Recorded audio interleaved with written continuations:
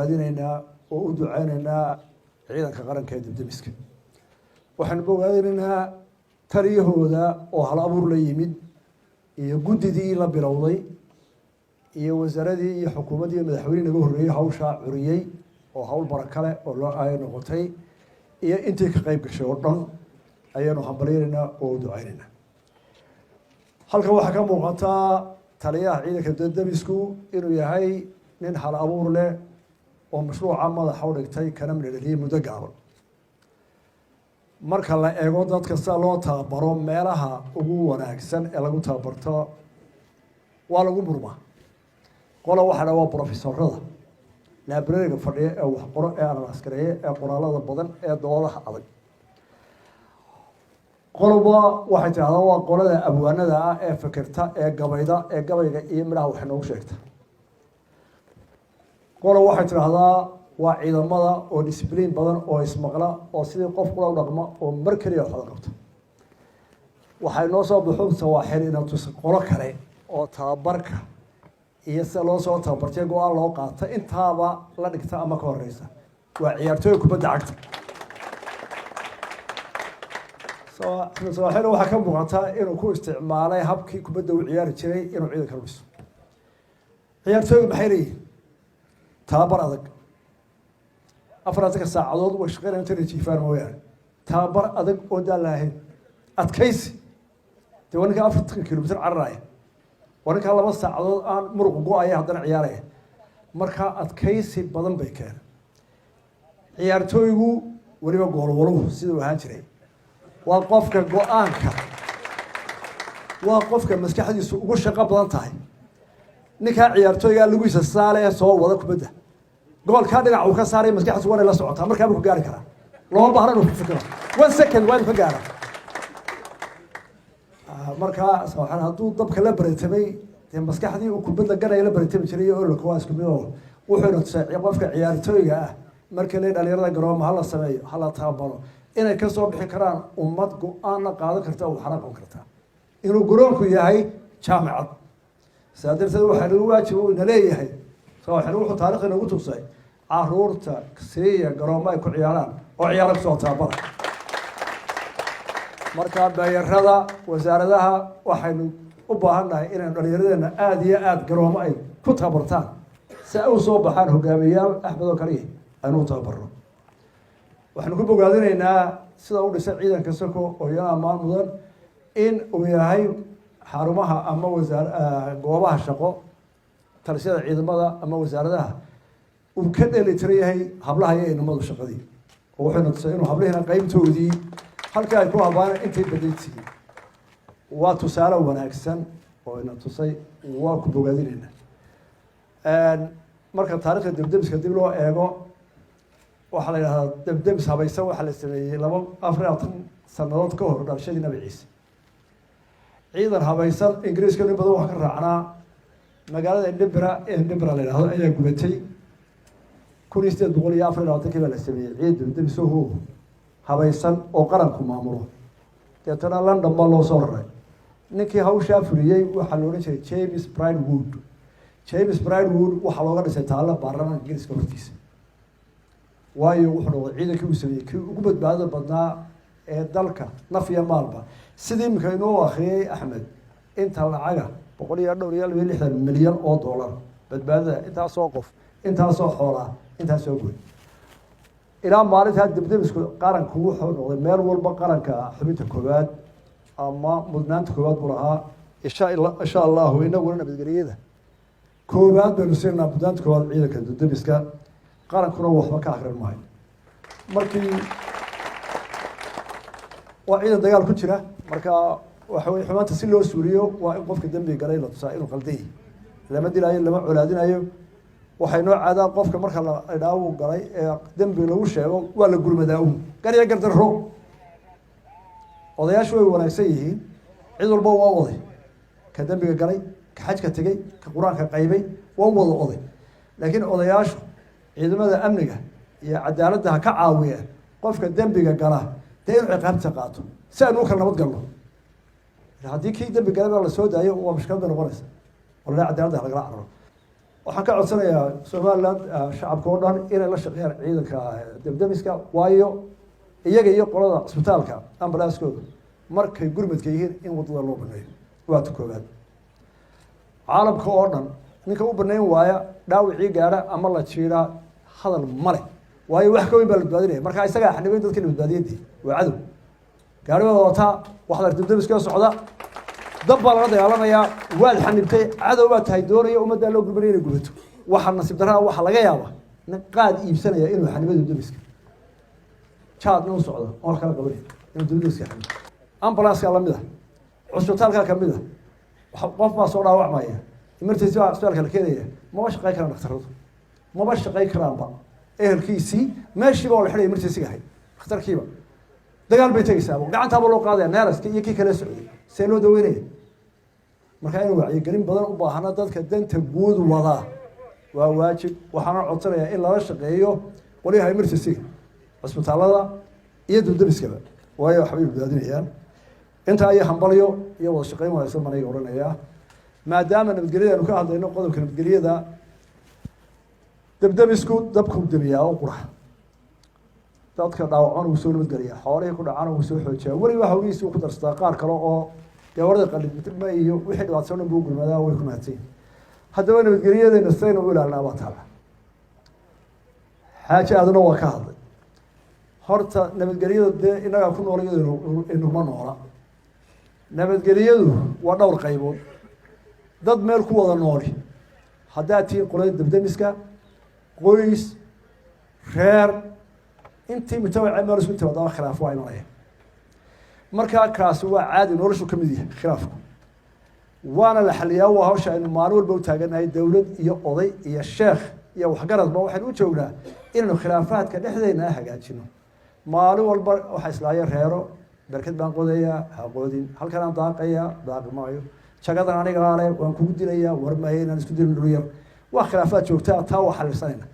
waxay kamid tahay waxa nolosha xoolaa la isku qabsanaya shirkad baanu ahayn lacagtii barbaad iga qaadatay meesanay ahayd waa caadi waa waxaynu dhisanay cadaaladda waa waxaynu dhisanay booliiska waa waxaynu dhisanay jeelka waa waxaynu garta dhisanay inaanu khilaafaadkeena iyo qofka qaldan qabano waxaa jira nabadgelyada mid jiritaankeena khatar gelinaysa jiritaankeena mid khatar gelinaysa somaliland baa layna idhaahdaa intaa 30 sanadood aynu jiray ilaahay mahadibiyo joognaa waynu dhuudaynaa waynu koraynaa waynu dhaqanaynaa waynu dhalaynaa waynu koraynaa maxaa inooga balana qofka intaaba la colay inuu baabiyo doonaya af buu ku baabin karaa dacayad ficil buu ku baabin karaa khatar kaloo inooleeman karaa waxaynu u baahannahay marka hore inaynu ka midowno somaliland ilaalinteeda waxa nabadgelyadeeda guud ee qaranka waxyeelay inaynu ka midowno inoo balana qof walba ama 10 jir ahaw ama 2 jir ahaw ama 100 jir ahaw ama madaxweyne ahaw ama ninka shaqada ugu yar haya ahaw dhammaanteen waxaynu ku noolahay waa somaliland waa wada jirkeeda waa dhismaheeda waa nabadeeda qofka taa u bareeraya af ahaan qowl iyo qoraal iyo ficil iyo qarax iyo weerar waxa inooga balana inuu ka midaysano nafteena somaliland horta marka nabadgelyo waa inoo balanta koobaad qof walbana xilkaa waa faraya waa saaray cadowgeena waa badaya dhinac walbana waa ka jira waxaan soo jeedinaya inaan ciidamada qura lagu halayna qaranimada Soomaaliya dagaaliyo afka ugu horeeya qalinka ku xiga adinka ku xiga xabada ku xigta inta luqad cadowgu ku sameyn kara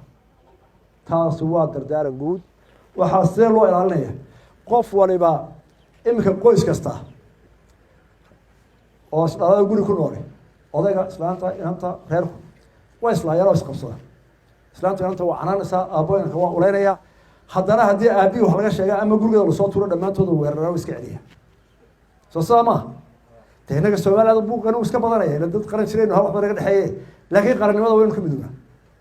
taana waxaynu ku helaynaa koone ilaa koone in la ogaado yaa cadow Soomaaliland iyo yaa Soomaaliland haysata labadaas aynu kala saacnaa wariya cadow Soomaaliland iyo Soomaaliland haysata Soomaaliland dhulka isku qabsan kursiga isku qabsan madaxnimada isku qabsan waa caadi waan tartamayna nolosha marka taasi qaranka oo dhan ka haysta cid walba ka dhaxaysa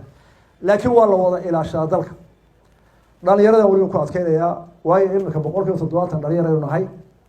dhalinyarada taariikhdii hore iyo wixii inoo soo maray iyo dhulka wixii lagu soo maray inta badan waa ku sheeko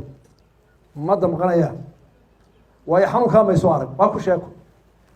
laakiin haddaad sheekadaha hore qaadan weydo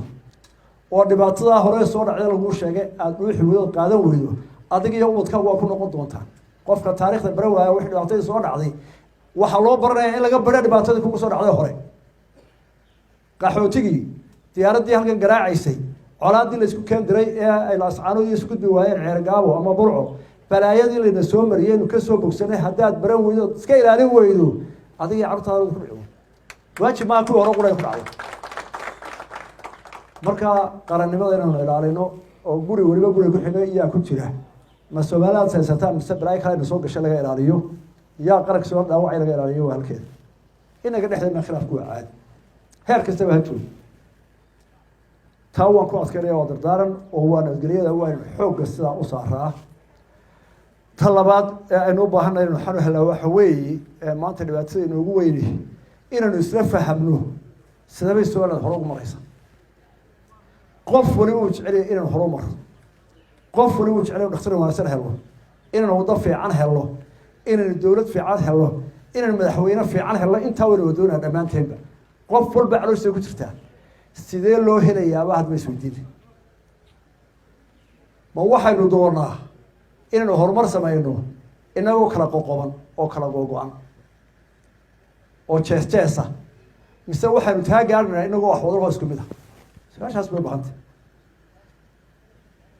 mahmaah baynu aada iyo aada u qaadana mahmaah ayay soomaalidu meela joogtaba aada ugu dhigtay oo moodaanay ka dhigatay caqiidu habeenkii habar maantina haloo joogo habeenkiina habar markaa gabalku dhacaba la kala faqaya dee haddaad kala faqda aroortii idinkoo iskhilaafsan baa simanaysa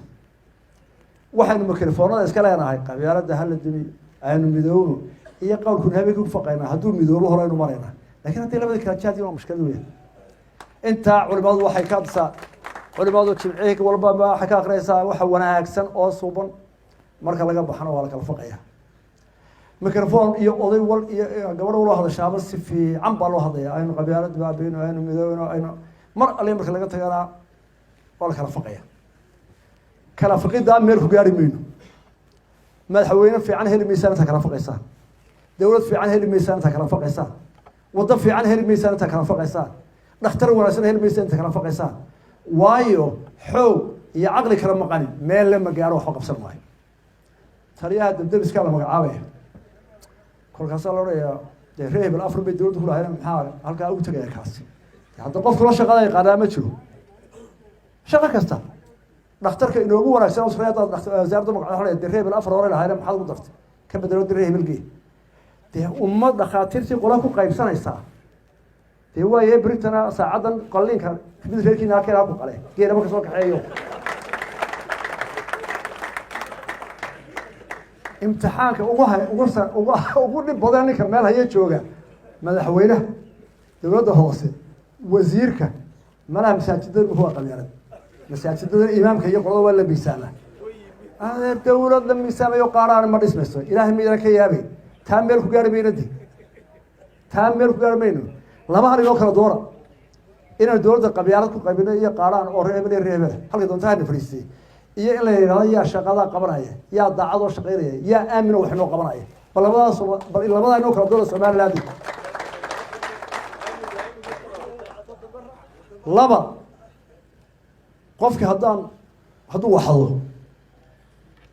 oo lacagta qaranka loo dhibay waxado oo orodku soo qabto dalku waa gariiraya dalkuba uu gariiraya ina hebel maxaa loo qabtay waa loo jeedaa kuwa kale waxay cunaan maxaa iska loo qabanaya meel ahaan baa lagu eeganaya way ugu dhacdo haddana la tuuga aan soo qarin oo faasqo aan soo qarin oo ka khamriga laga qaylay wada haddaad qabato caaw caaqil baa ku imanaya la sii daayo kii wax diru og yahay oranaya waa xubaahay wal islaamka bixin caawa hala yaray dambi tesee loo soconaya naan iska hormayn arrintaas inagoo kala jees oo noola dan gaar ah eeganayo dee dawladeenu horumar mayso u fiirsada maalin walba wax la doorso wax la shalay dhaantay kii hore dhaamay kana ka dir qaranku waxaanu doonaynaa war maxaynu qabanaa iyo saynu xudhisna isma gelayso habeenkii waxa lagu faqaayo iyo aroortii qaranka waxa laga doonaya marka waxaan kusoo koobayaa horumarkeenu wuxuu ku xidhay cisbitaalkeena wanaagsan wuxuu ku xidhay ictiraafkeenu wuxuu ku xidhay ubadkaagu inuu jaamacadu wacan u shaqeynaa waxay ku xidhan tahay inaynu horta si daacad u wada hadalno inuu xagga wanaagga wada dhaqaaqno hore u soco lugtaa ku jiidaya waayo isma imanayaan labadii day isma imanayaan taa waxaan leeyahay dhalinyaro iyo dad aad hela iska wacdi maa dhowta waxa socotay sheeka daraawiishta ah maraa koorac shirta daraawiishta faraha la galayo ninka Somaliland doonaya inay horumarto ee doonaya inay Somaliland la ictiraafo ee doonaya Somaliland inay taariikh yeelato ee taariikhda Afrika ugu weyn ee Somaliland leedahay dafiraya ma Somaliland doonaya mise uu duminaya taariikhda Soomaaliya Afrika ugu weyn waa taariikhda daraawiishta ee diyaaradaha loo adeegsaday dalkii diiday inay gumaysiga qaataan waa Somaliland haddaana taa taageerin oo taa wax ka sheegto oo taariikhda diidda seedaba doonaysa in Somaliland hore ugu marto معد بقى ديسا حروته ugu weyn ee geeska Afrika dhisay taariikhda waa tale Soomaaliland waxa ku wajiban inuu soo tirado soo noolno taariikhdii iyo dhismay taree taasa ictiraafka kowka taasa bidmada kowka taasa dhaawasho taariikhdina kowka hadda waxa ay bilaabaan qolaha iyo Soomaaliland oo shaarka nahay kale qaataan taariikhdii waa taariikhda Soomaaliland baare nalaga qaadi maayo hadday ciidisana inaga kowka noqono wax dhisa taasa ay loo gudoon way waxa doonayna horumar waxaan ku soo gabagabeynayaa maanta waxaan focus ka saarayaa dhalinyarada 70% ee mustaqbalka leh faqa habeenkii ka soo yar kora haddii odayaasha waaweyn ku akhriyaan cirada leen kamid ahay taa ka gudbaday ha ku taageeraan uuri ka gudba waxa kala keenay doorashada qabeeladina gashay dawladdu waa qabeeladina gashay diintii waa qabeeladina gashay masaajidkii waa naga galay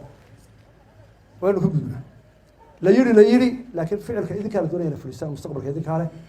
mar labaad waxaan baleenayaa ciidanka dawladda taliyahooda shaqaalahooda dhan nidaam wanaagsan urursanaan iyo discipline iyo xirfad baan usteen waa tusaale lagu daydo aad iyo aad u mahadsan